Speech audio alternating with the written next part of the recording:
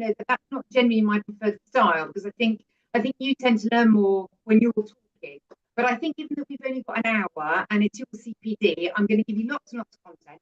But please chat away with each other in the chat. So if there are things that you're concerned about, we don't understand, just pop them in the chat. If I don't get a chance to answer any of your questions whilst we're doing the session, I promise I will look at them afterwards. So I will download the chat and I will make sure that if there are any particular questions that I feel we haven't covered, I will seek you out. I'll find you on LinkedIn and I'll make sure I respond to your questions. So please don't feel it will go unnoticed, even if I don't get a chance. What else was I going to ask you? Oh no, I was just going to say well done to you, because it's the 15th of January and you're already getting a bit of CPD under your belt. And I think that's, yeah, exactly, Susan. I think that's really quite impressive that you're starting the year in such a kind of positive, lifelong learning way. So that's brilliant. So well done all of you. One thing I noticed as I looked at the list yesterday is what a wide range of colleagues are here with us today. And some of you are really experienced career practitioners who know definitely more than I do about some of the things I'm talking about. And some of you are kind of at the other start of your careers. And I know Emma was going to share it with some of the DIPCG students at Kensington Christchurch. So if any of you are there, you're very welcome. But you're at the sort of early end, perhaps, of your studies. So I was thinking about, it's going to be quite tricky to pitch this. So I'm sort of trying to go for the middle. But to those of you who are very experienced, I apologise if it sounds patronising. And for those of you who are quite near the start of your journey, I apologise if I'm going a little bit too fast. So I'm trying to kind of tick as many boxes as I can, and I hope that you all get something from it. So we've got the chat going. I see a couple of people have put some things in the chat already, which is amazing. So I just say a little hello to people in the chat. And the other thing I thought would be lovely for the chat is for you to put down your favourite career theories. Because as well as the ones I'm going to talk about, you will all know about theories that I have come across. And it would be fantastic for us all to get some learning from everybody. So just pop down either a theory that you really like or one that you really enjoy using with your clients. And then everybody can have a look at that afterwards. And I can as well. And I'll get some learning as well. Right. So before we kick off properly, I've got a little poll for you, if that's all right. Georgia, are you there? Can you put the poll about the theories up? Because I thought it would be quite useful for me to get a sense of your relationship with theories. And I've got 4 different positions you can adopt. So either you love them, you can't get enough, you like them, you use them sometimes, you like them, but you don't really use them. And then there's the I vaguely remember them, but never use them. I'd just love to know whereabouts you all are at the moment. So I can see your scores all coming in, which is great. But I think I need to end it before you can see them properly. So I'll just give you another couple of minutes to come in. We've got some real theory levels here. This is fabulous.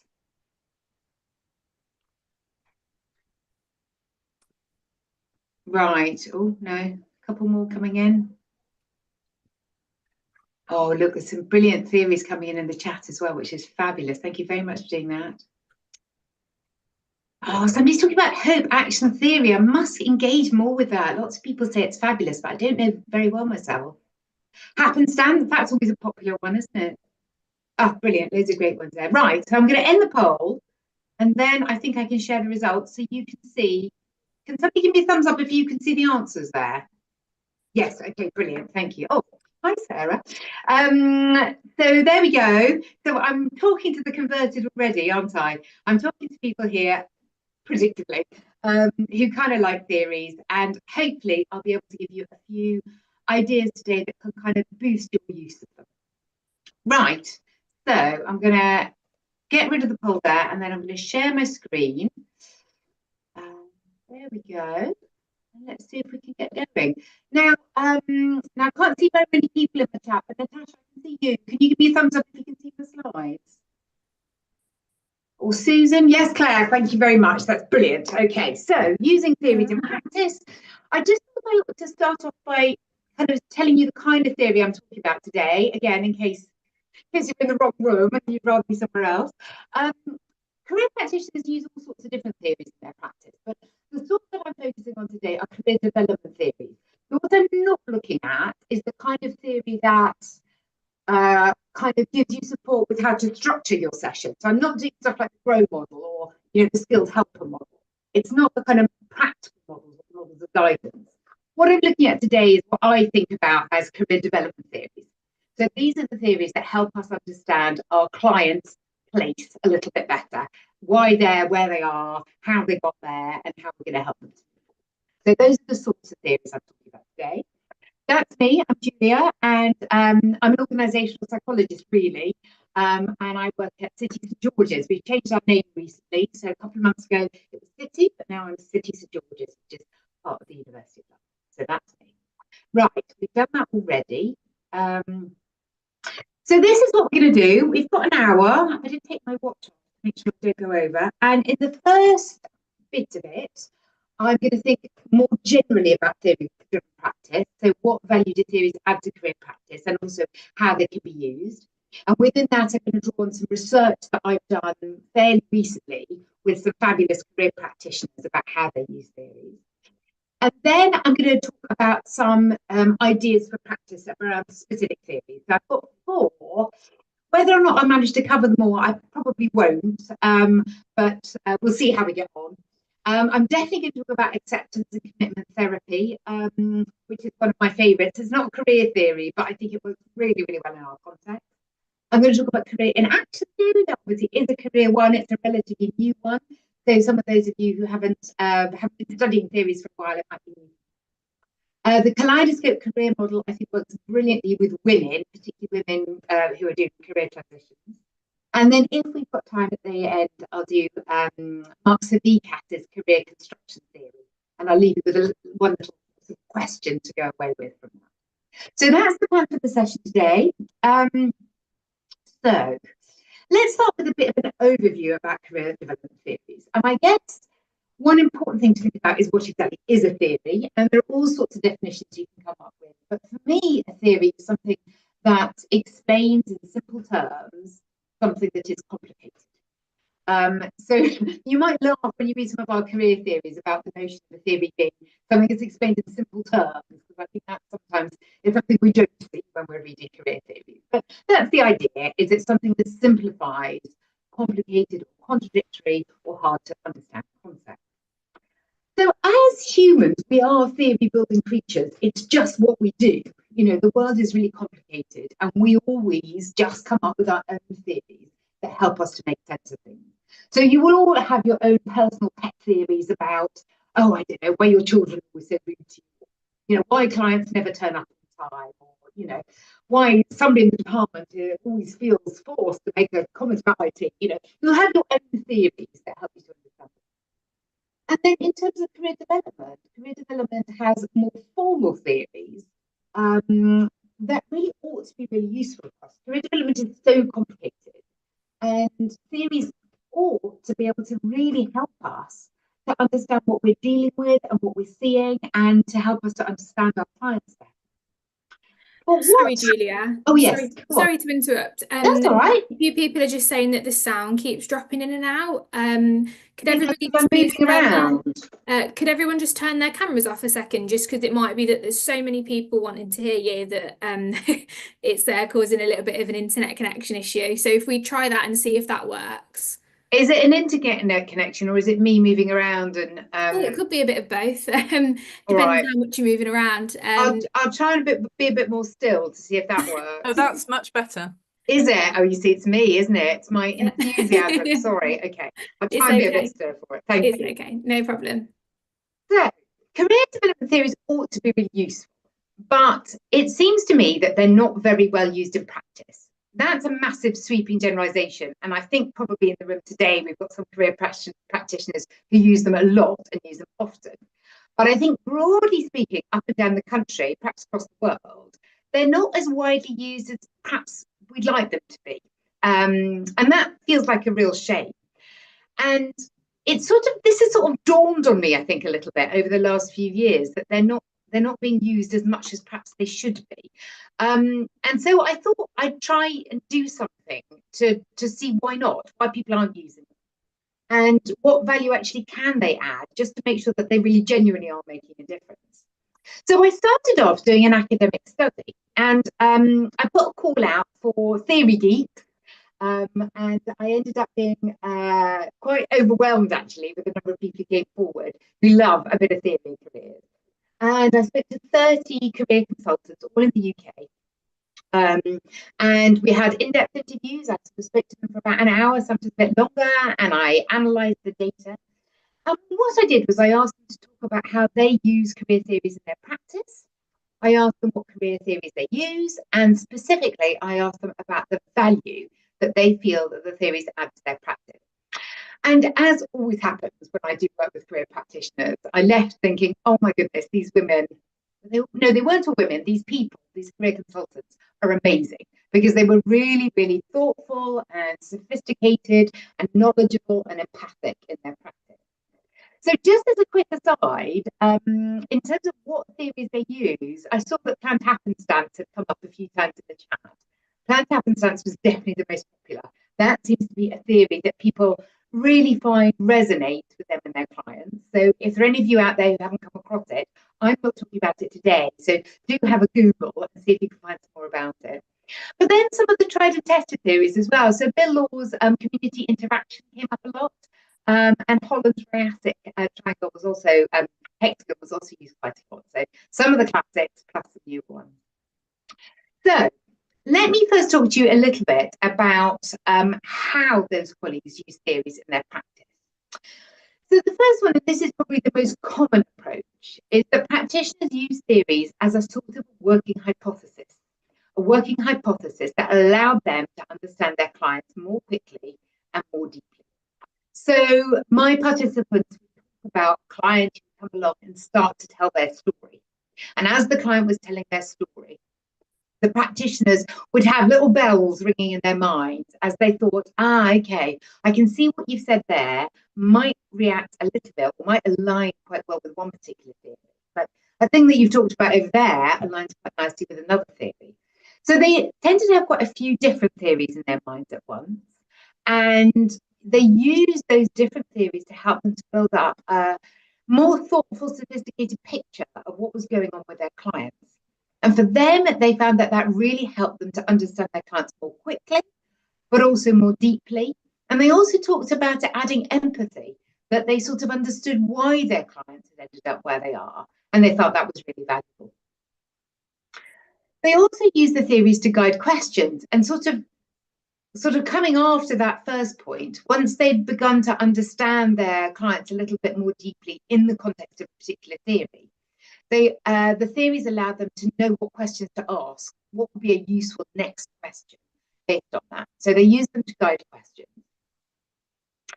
A lot of them use the theories as a framework for career education, which I was really pleased to hear about. Most of the conversations that I had focused on one-to-one conversations, but career theories could be really, really useful to guide career education. So a lot of the theories might have sort of 5 different bits to them. And if you're doing a 5-session career education program, you can just focus on one of those bits in each of your sessions, or you can split a single session into 5 and sort of cover each of them.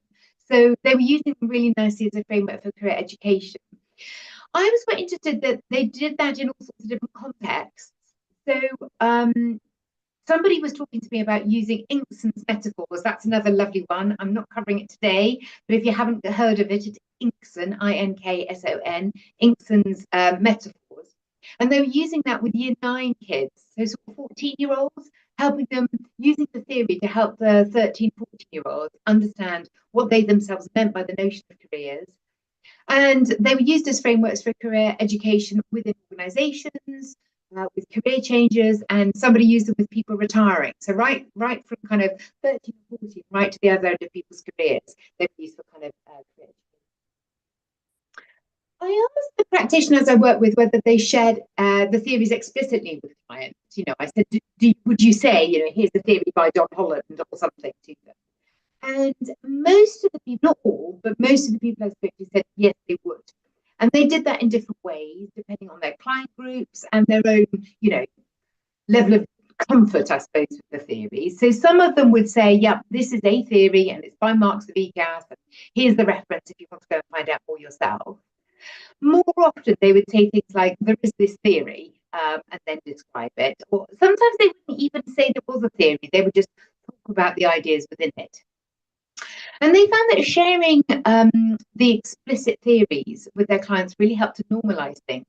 So you know that our clients often feel quite anxious and they feel that they've been failures sometimes, or they feel that they're alone and they're the only person who's experienced this. And if you can say to them, listen, the thing that you're talking about, the thing that you have experienced is a thing, and it's so much of a thing that loads of other people have experienced it and people have written about it, then clients often feel that their experiences or their choices are a bit validated and normalized, that they feel actually it's okay that they're where they are and that they've made the choices that they've made. So as well as the normalizing, the other thing they talked about was that the theories help clients to understand themselves better. And that sort of makes perfect sense. If theories are there to help us understand, complicated or contradictory ideas, and if we use them to help understand our clients better, it sort of stands to reason that clients are going to understand themselves a little bit better if you can share a theory with them. So they found that really useful. And the last thing they talked about is using theories for reflection. And I thought this was really interesting because, to be honest, that wasn't something that I personally have done a great deal in my practice, but I do now because I think it works really well. So, somebody talked about on her way home from seeing a whole bunch of year 11s, she'd be in the car on the way home, just reflecting back on the day. And she would think about, those career interviews that perhaps didn't quite go the way we wanted them to go. And perhaps she felt that she hadn't moved the client on as much as she wanted to. And thinking about that client's experience through the lens of a theory actually made her feel a lot better. It made her think, actually, it's not down to me. It's just where the client is. And also sometimes the theories gave her some ideas about what to do next time round. So I thought that was really, really useful, thinking about theories as a lens through which we can reflect on our own practice. So lots of different ways that the colleagues use the theories. I asked them then why they bothered to use the theories. What did they feel the theories added? And basically, through my thematic analysis, it felt there were 3 different areas where they really felt the theories made a difference to them. So they felt that the theories gave them greater confidence, deeper understanding, and more effective practice. So in terms of greater confidence, the practitioner said that using theory-driven practice made them feel more confident, about the sessions that they were running and the ideas that they had. Quite often, their own personal sort of pet theories were reflected in a more formal theory, and they liked that, made them feel a bit more confident.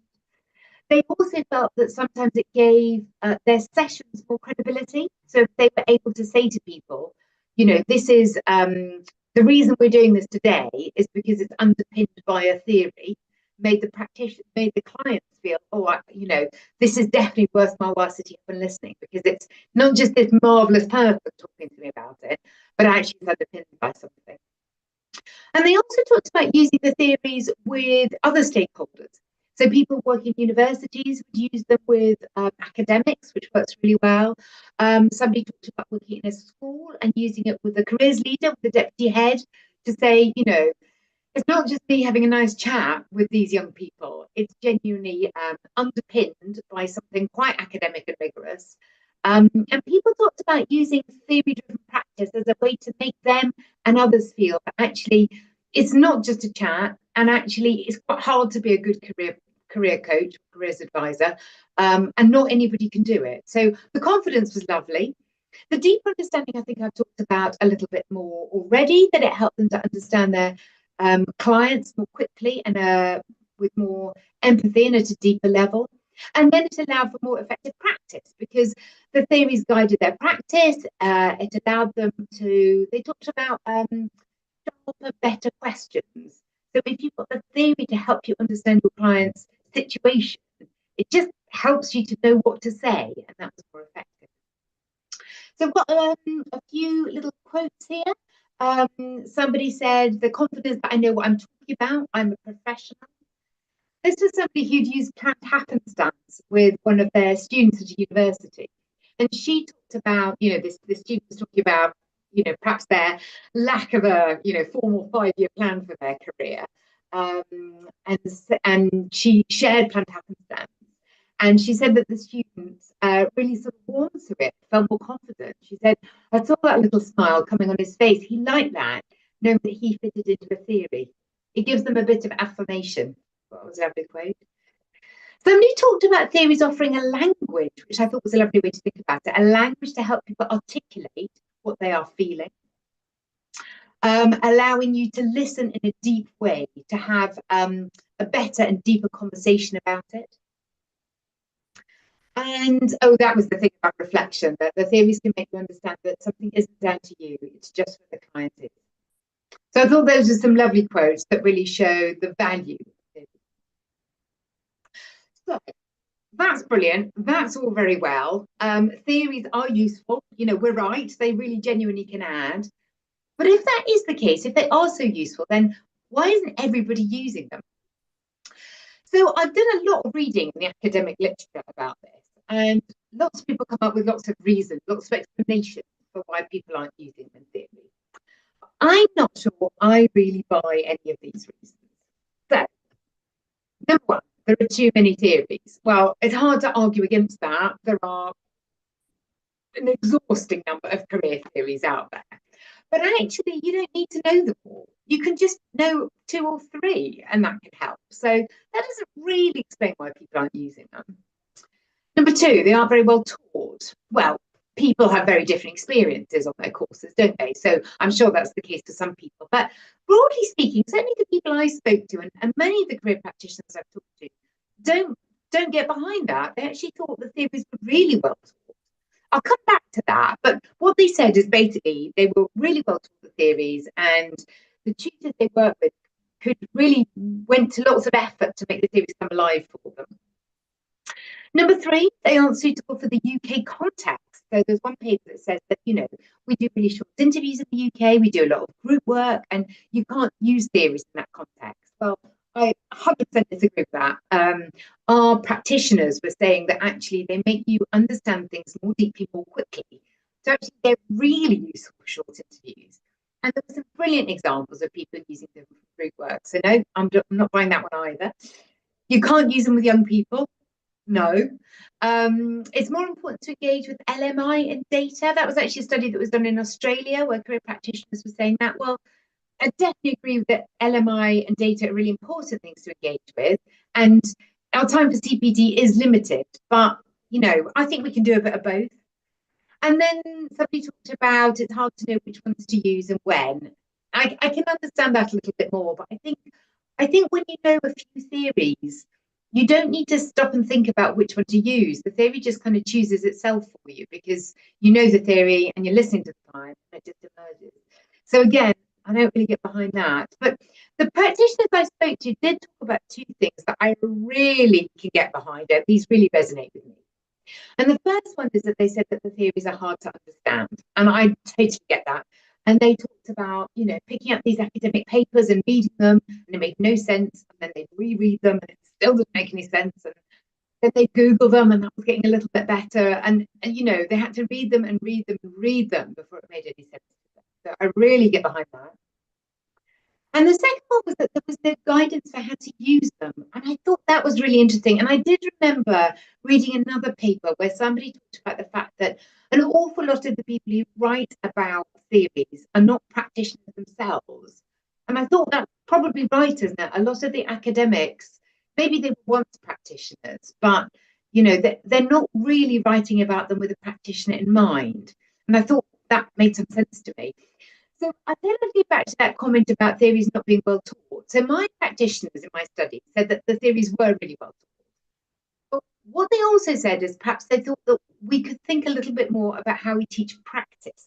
So we teach the theories really well. People really understand them. They get behind them. They're meaningful. But then they go into a career practice module and they just learn how to conduct the interview, the careers interviews, the career conversations. They don't actually learn how to integrate the theories with the practice.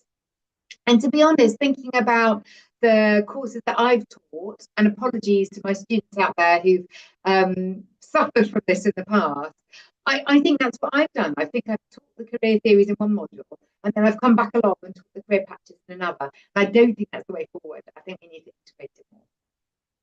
So, on the basis of all that, I thought, well, maybe I can help. Maybe there's something I can do here that could be useful. And on the back of that, I've started to write some stuff. And I'll talk a little bit more about these at the end. But I've done a course that you can access on the CDI website. I've written a book, and I've got some little career cards. And my hope is that I've tried to sort of bring them all together so you can learn about lots of different theories in one little book. I've tried to make it really accessible. I've kind of simplified some of the theories. One of my colleagues, John at Warwick, told me that he thought the theory police wouldn't like my book. And that's probably right. But hey, you're not the theory police. So you're the people I've written to. So hopefully you will find it accessible, even if it's a bit more straightforward than perhaps what you might see in the academic papers. And the other thing I've tried to do is make it really practical. So I've done a sort of, here's the theory, this is what it is, and here's how you can use it to really help them. So I want to give you a few examples of that today. So let's crack on. Actually, what I'm going to do, Georgia, are you there? Georgia? Yeah, hello. Can you just have a quick look at the chat to see if there's anything I need to know? Are there any particular questions, or am I good to carry on?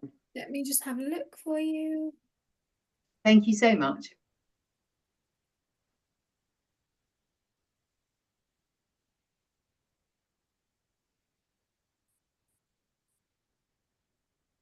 You're taking your time, which I think is a good sign. Lots of people are chatting away, which I'm really happy to hear. I'm just being thorough. When I'm sharing my screen, I can't see the chat. So is it all right, Georgia? Can I go on?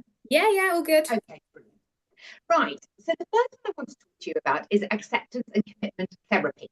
So I know this doesn't have theory in the title. One thing I ought to have made clear right at the start that I'm very relaxed about how I define a theory in terms of this kind of work. So some of them are theories, some are models, some are frameworks. I do talk somewhere in the book about the technical definitions, but for practical purposes, I don't think that matters.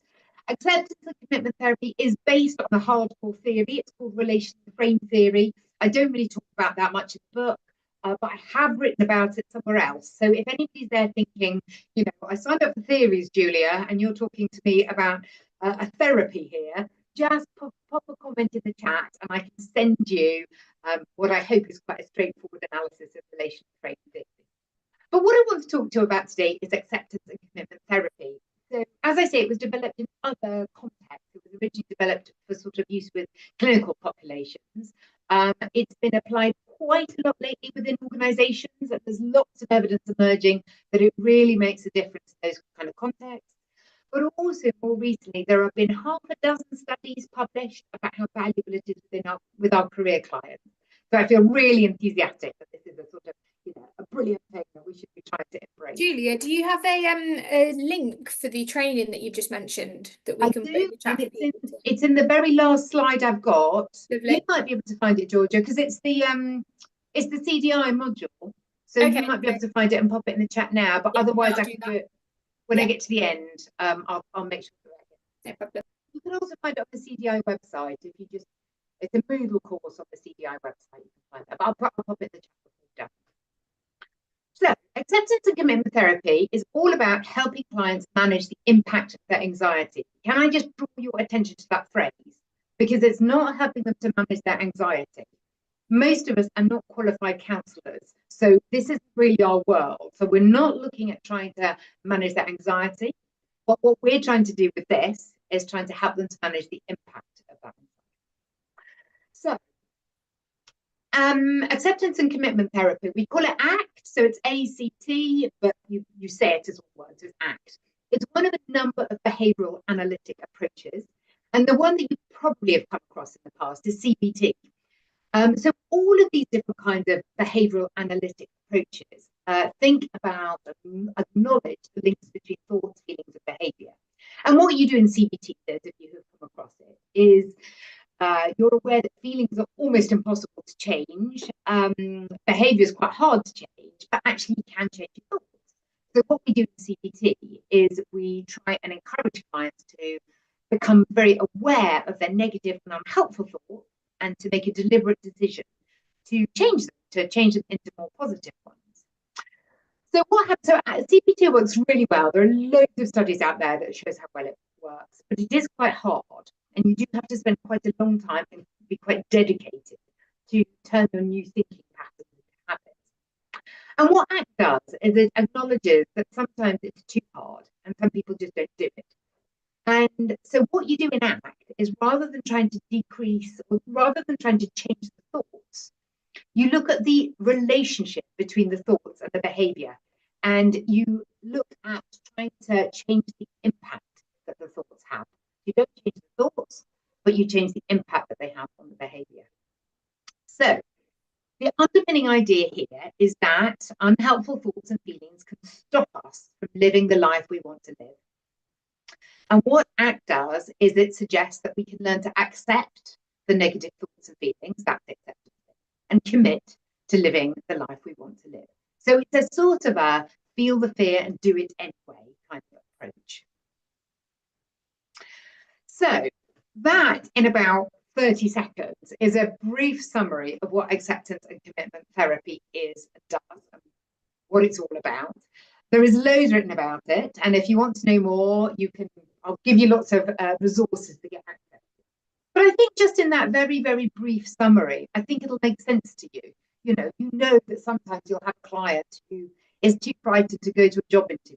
They know they want the job, they know they'd love it and do it really well, but their fear of the presentation or the interview, making a fool of themselves or being rejected, all of those negative thoughts and feelings make them decide they're not actually going to go for it. They're not going to attend the interview. They're not going to apply for the job. And therefore they miss out on their kind of, their dream career.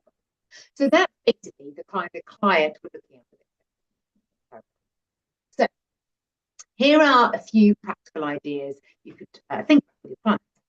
So one thing I think works really well is to share this idea explicitly with your clients to help them reframe their anxiety. So you can say to them, listen, I know this interview sounds terrifying. I can hear when you talk that you're terrified about going to it. But let's have a think about that. Let's have a think about how much you like the job and how happy you'd be and how fulfilling you would find it. And then let's have a think about what you're prepared to put up with in order to, have a go at getting this job. And maybe you're not prepared to put up with the fear and the anxiety and the risk of rejection. But maybe you are. Maybe you'd be okay with that. Maybe you would say to yourself, well, I know it's going to be awful. I'm going to hate it. I'm going to be shaking in my shoes. If I get rejected, I'm going to weep for days. But, actually, maybe that's a risk that's worth taking. So just talking to your clients about that, I think, can be really, really helpful for getting them to reframe things. Then there's a lovely exercise called the retirement party. I'm sure you've come across, if not this, something a little bit like this. But this is a lovely exercise from ACT that helps people to think about their own career goals, because in order for ACT to work, you have to encourage your clients to really think clearly about their own values-driven. So the retirement party is one of those kind of visualization exercises where you kind of leapfrog into the future. And what you do with the retirement party is you get people to imagine themselves years in the future at their own retirement party. And you get them to kind of visualize it and, imagine themselves there, and there are drinks, and there are loads of people, and people are milling around talking. And then somebody sort of clinks on a glass, and that's your boss. That's your very final boss in your career, who stands up and starts to do a speech about you. And what you need to get your client to do is to start thinking about what they would like that speech to contain. So thinking about your whole career, their whole career, what are the sorts of messages? What are the common themes? What's the impact that your client would like to have had by the time they finish their career? And you can give that to clients as homework. It's a really nice thing to say, like, go away and have a think about that and come back next week and we'll have a talk about it. If that's not the way you work with your client, you could get them to have a think about it in the session with you. Just get them to sort of talk about it when you're there together. I think you could even use this in a group session as well. Give people sort of 10 minutes in a group to make some notes and then get them to have a chat with the person next to them about it. And it can be really helpful. So once they've done that, then you do the debrief with them. and you sit with them and you say, okay, well, what does that tell you about what you want to achieve in your career? And now let's have a think about your next steps in order to get there. So that one works really, really well. This is something I'm going to read out to you, which is a lovely technique in ACT, which is called the passengers on the bus metaphor. And this is just a way to help people think about their anxiety and their negative thoughts and their feelings, and a way to get them to really clearly see that they are in control. It's not the negative feelings or the negative thoughts that are in control. They are in control of their own destiny and their own choices. So I'm going to read this one out to make sure I get the right words. If you like the sound of it, just Google passengers on the bus metaphor and you'll get a form of words that you can use with your clients. And you could read it out to them, or you could get them to read it yourself, or you could just talk to them about it. And I think it's a really helpful way to get people to understand. So I'm going to have a go. So imagine that you are driving a bus. The bus represents your life or your career. And as the bus driver, you are completely in charge of the destination, the route, and the speed. But on the bus, there are some disruptive, unruly passengers. These passengers represent your unhelpful or negative thoughts and feelings. The passengers are hurling abuse at you, trying to force you to slow down or speed up or turn left or stop altogether. But you have a choice. Your hands are on the wheel and your feet are on the pedals, and you can choose what you do. You can't stop the passengers from shouting or change what they're saying, but you can decide how to respond. You can listen to the passengers and do what they say, slow down or speed up or turn left or stop. Or you can continue on your journey.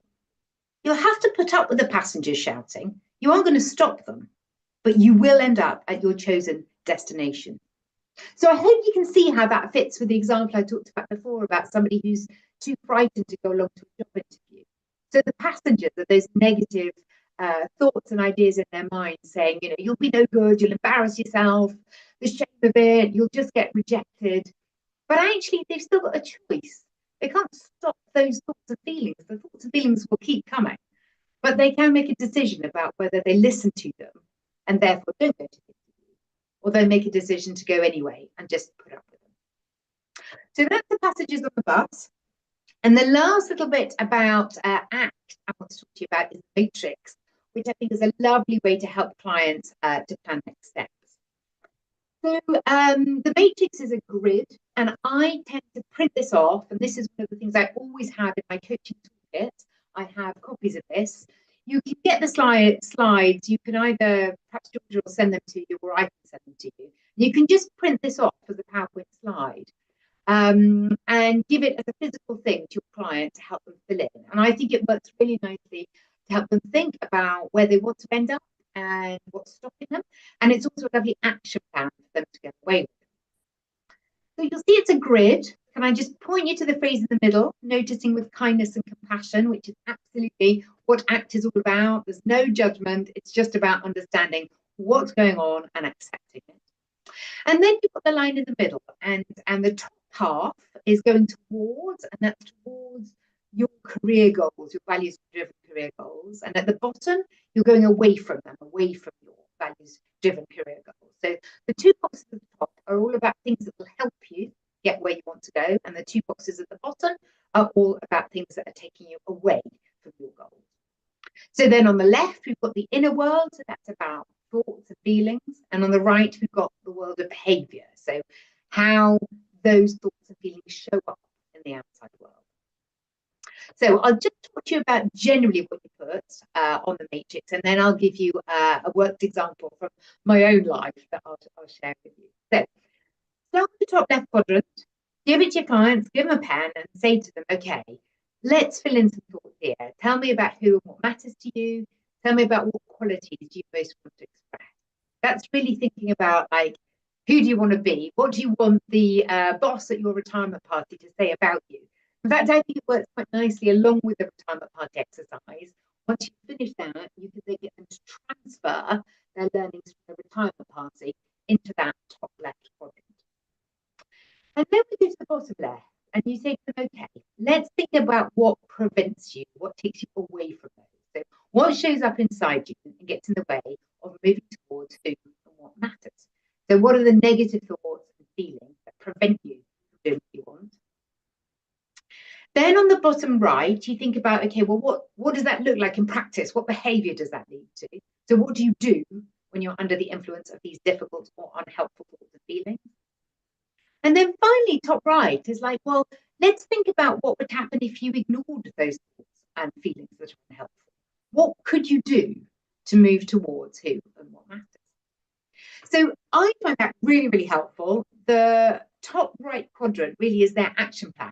That's about, well, what are you going to go away and do that's going to help you move towards and not away from your hopes and dreams. But let me just really quickly show you an example that I've used on myself. So this was something I was thinking about a few years ago, that, you know, I wanted to help our profession and our academic field develop a closer relationship between research and practice. I was thinking about what's stopping me. And this is what I came up with. I was thinking about things like, what impact could I really have? It's not what my boss wants me to do. I'm not a good enough researcher, and I don't know where to start. So that was what I was thinking and what I was feeling. And then that led to inaction. I didn't do anything. I did a little bit of action, but it went nowhere. I did a bit of writing, but I didn't tell anybody about it, so nobody knew. And a little bit of small scale action where I was just working on my own. And then I thought about, well, what can I do? If I actually want to make a difference, what can I do? So number one, join forces, contact colleagues and collaborate. Do more work with practitioners. That's always inspiring. And then do some research, interact in career conversations. Well, I'm going to say I've made a little bit of inroad on the first two. I haven't really done the third one yet, but I'll get there. So there we go. That's the ACT matrix. And I hope that makes sense. And I hope you can see that you could use that practical time. Right, now I want to move on to career in action theory. This is the second of the theories I'm looking at today. And again, I love this one. I think this one's super. So this was written by Verbruggen and de Vos, two of our European colleagues, one that is working in the Netherlands and one in Belgium. And they were doing a lot of work with clients. You know, the sort of client you get where they come along and they know where they want to go, they know what their values-driven career goals are, and they know what they need to do to get there, but they're just not doing it. They're just not putting their plans into action. And Verbruggen and de Vos were thinking, I wonder what's going on here. Why is it that people know what they want to do, they know where they want to go, but they're not doing it? And they stumbled across a subdiscipline of psychology called the psychology of doing nothing, which I think sounds like a great field. But the psychology of doing nothing, colleagues, had really thought about, not in career terms, but more general terms, about why is it that people aren't moving forward. And they came up with three, they called them inertia enhancing mechanisms. So three contexts or situations that are in place, which are much more likely to lead to inertia. These are the things that are stopping people from moving on. And Verbruggen and de Vos thought, this makes perfect sense in the career world, because actually all three of these things we see really often in our clients when they're trying to make their career choice. So I'll talk you through the three. You've got them here in this little diagram. So the first one is fear and anxiety. So essentially, if you're feeling frightened or if you're feeling anxious, you are much less likely to put your plans into action. That makes perfect sense, doesn't it? And, you know, you can think about yourself perhaps in the past, but you haven't done the thing that you wanted to do. Maybe you've got a career goal for 2025 and you're thinking, you know, how can I make some progress on it? And maybe it's fear and anxiety that get in your way. And you can see that within careers, there's so much of that going on. There's so much potential for rejection. There's so much risk. There's so much putting yourself out there, which is just really difficult. And particularly for those of you who are working with young people, we know how much fear and anxiety that we see in our clients. So no wonder they're struggling to move on. So the second thing there is something they describe as short-termism. So that's all about prioritizing your short-term goals over your long-term goals. And we can see that in our career clients in all sorts of different ways. So one thing that I often see, especially working with the university sector, is that the short-term goals are either to get your degree, well, that feels like quite a laudable short-term goals, or perhaps less impressive, it's just to have a really good time. And we know that making a career choice and then applying, particularly if you're trying some of these interminable graduate training schemes, it takes an enormous amount of time. And all that time of effort means that you can't focus on your essay, and it also means that you can't go out every evening and enjoy yourself with your friends because you've got to stay in and do your you've got to stay in and do your application. So that's one kind of short-termism.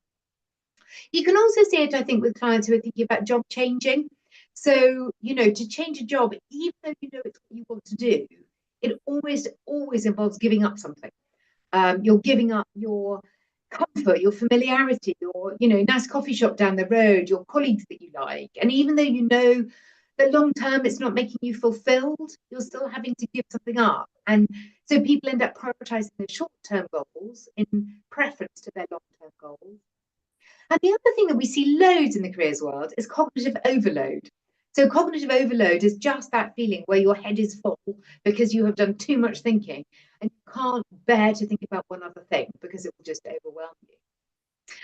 So those are the three things that we know prevent people from moving onwards. And we know that we see these all the time with our career clients. So I think having an understanding of that is really helpful. For me, one thing it's really helpful for is empathy. When I'm getting slightly frustrated that my clients aren't doing the things that they say they want to do and that they know they have to do, it actually helps me a bit more patient with them as I really understand that it's not that there's anything wrong with them, it's just genuinely difficult.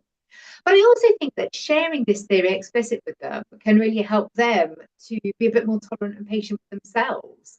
That, it's nothing to do with them being inadequate or hopeless or a failure. It's just that this genuinely is hard. So I think that really helps. But I've also got a few specific ideas that you might want to think about. So if you're working with a client and you can see the fear and anxiety is preventing them from moving forward, first of all, ACT, that we talked about in the last theory, I think can really help. That have about some of those ideas. I also think role models seem to make a big difference here. So one of the reasons people feel frightened and anxious is because they don't do that sort of vicarious learning of if they can't see other people who've done this and succeeded, they think that they won't. So have a think about encouraging them to think about their own role models. Who do they know who's been in a similar position and who has managed to get there? If they don't have any role models for them, then that's your job to have a few role models up your sleeve. Just thinking about all sorts of perhaps different clients or even people in the public eye who have been in a similar situation and have gone through the steps that they're frightened to do and have succeeded and got out the other side. So role models, I think, can be really, really helpful for boosting the confidence and allaying the anxiety.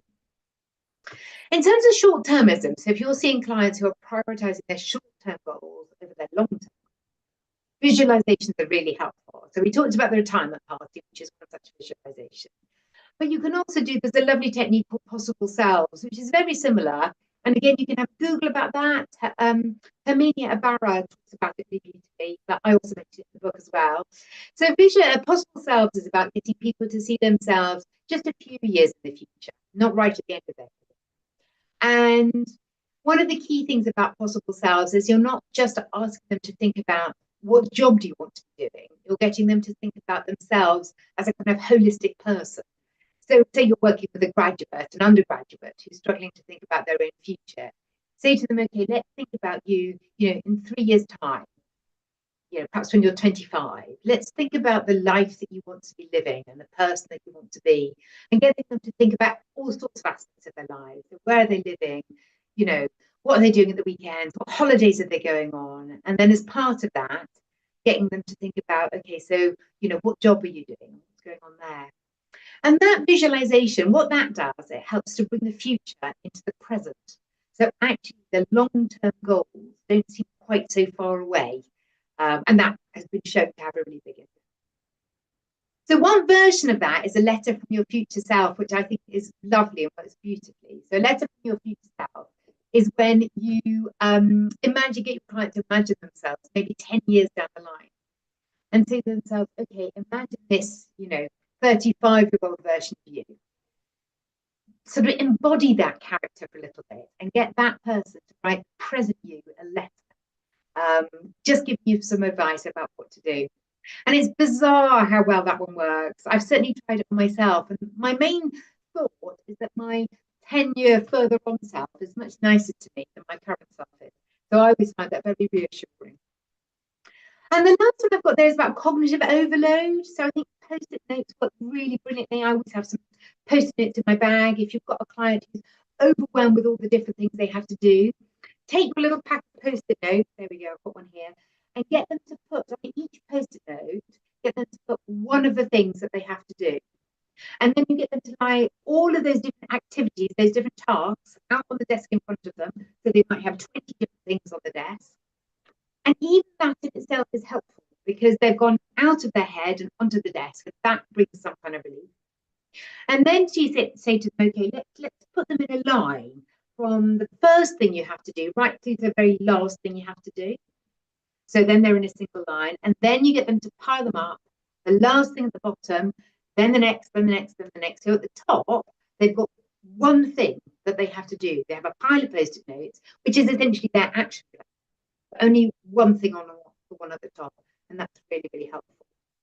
And linked to that, it's the idea of just doing one thing. So getting them to think about, okay, you've got an application form to do. It's utterly overwhelming. You don't know where to start. You associate them, okay, tonight, what I want you to do is go home and download the application form.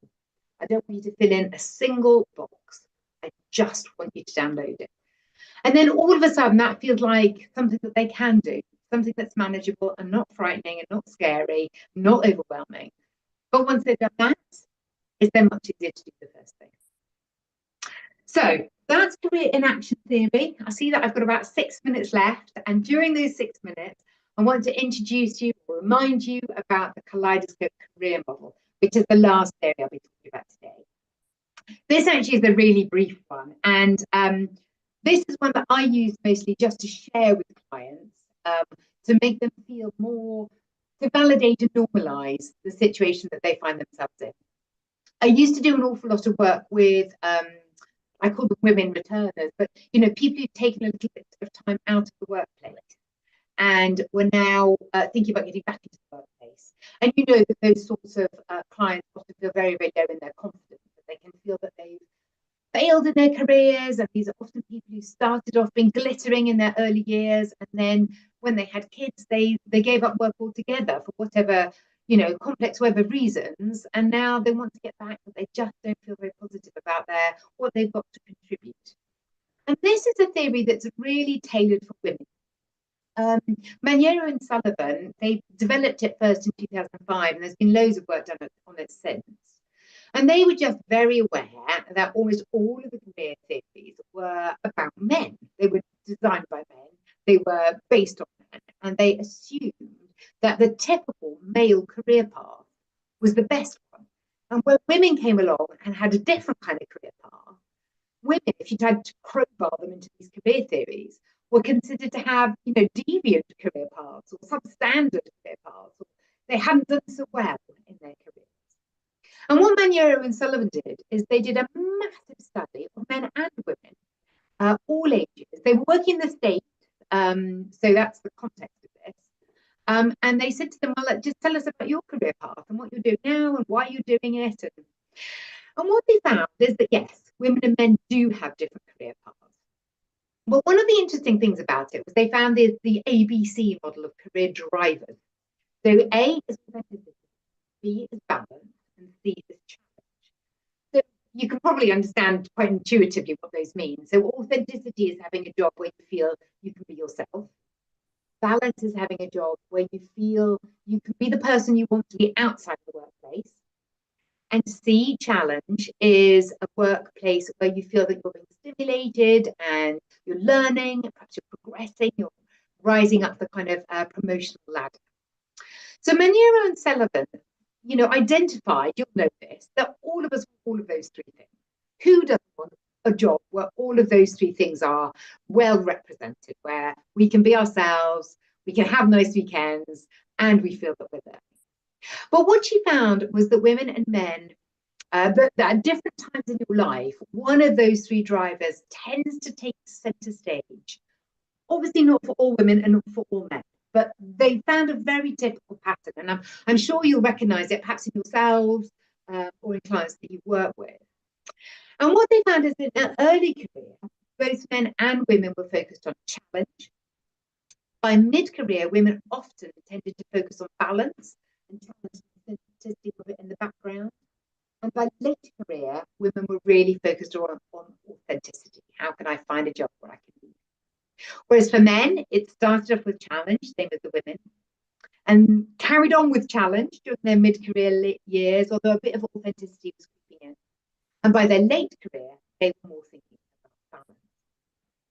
So that's the model. And as I say, the thing I most often do is I share it explicitly with clients to normalize and validate.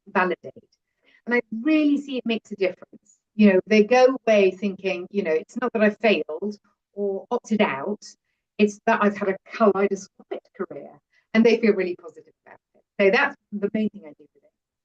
But another thing you can do is I think you can think about the authenticity, balance, and challenge, and get your clients to think about their current job or their future job or their job ideas, and use that as a sort of framework to help them, you know, become a bit more self-aware or analyze their job.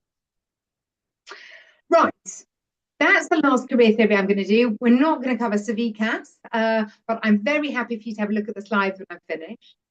I did want to talk to you about where you can get some further information. So I've done 3 things. First of all, the Career Theories in Practice course online for the CDI. The CDI very kindly agreed to offer this for free for members. So if you're a member, you can just have a look at their website and find it, but I'll pop the links in the chat, and they're in the slides, which will get circulated to you. Picture cards. I got really excited about my picture cards. I've got these packs of cards, and basically each card has got a theory on it. And on the one side, it's got the theory, and on the other side, it's got a little bit of a definition about what the theory is. There we go. That's career in action theory. And on the back, it's got this is what the theory is, and this is how you use it. You can get them from Amazon. And then the book, which is, again, 25 different theories in that, explained kind of in the way that I've done it today. The coaching cards are available on Amazon, but I do have some sets to give away. And my university is always really keen to find out how people are using these kind of ideas. So if you're sitting there thinking, I really would love to put some of these into practice, drop me a line, and I'll send you a set of the cards, and then you can get back to me when you've had to go actually use them in practice, and then we'll both be happy. So there we go. It's exactly 1 o'clock. You're all fabulous. Well done. Thank you for sticking with me. I hope you've enjoyed it and found it useful. As I promised, I will trawl through the chat, and I will answer any questions you've got in there. But otherwise, enjoy the... Oh, sorry. George just reminded me. If you're happy for me to contact you, will you say that? And then I can just send the recording, and I can send the links to the course online as well. So there we go. That's it. I'm all done. Thank you very much. Well done for sticking with it. You're all amazing, and have a fabulous 2025. Thank you, Julia. That was brilliant. Oh, you're very welcome. Thank you. Thank you very much. Lovely to see you. Thank you very much. Thank you. Thank you. Thank you. Carol, it's lovely to see your little face. How are you, Carol? Yeah. Very well, thank you. It's lovely to see you again. You took me back to like when I was doing my masters at UEL. Yeah, it was a long time ago, Carol, wasn't it? Was that like 10 years ago more? No, it was coming up to 12 years ago, 2012 to 2013. Oh. No, 2012. Yeah. I follow you on LinkedIn. You're doing all sorts of wonderful things. I see that. Thank you. Yeah. But yes, I'll be getting your book. I've still got your first one as well. Oh, nice. Thank you, Carol. Bye. And Sarah, you want to go blast the past? How are you? I'm really good. Oh, So nice. fabulous. It took me back to the lectures from the master. Well, we were the online year, weren't we? Yeah, the first Yes. So yes, I'm very used to seeing your tiny little face. Good luck.